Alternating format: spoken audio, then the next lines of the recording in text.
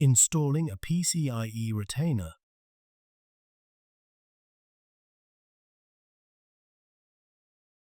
The PCIe retainer replacement procedures for the SR850 V3 and SR850 V4 are identical, and SR850 V3 is used in this video for demonstration purposes. Align the PCIe retainer with the screw holes on the PCIe riser card.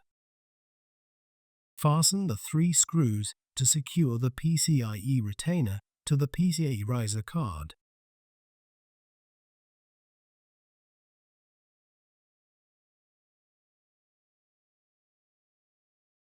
Reinstall the PCIe adapters, GPU adapters, drive cage, or serial port module on the PCIe riser.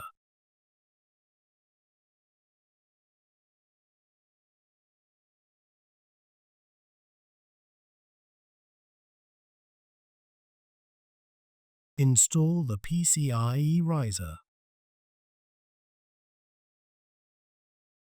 Install the rear top cover.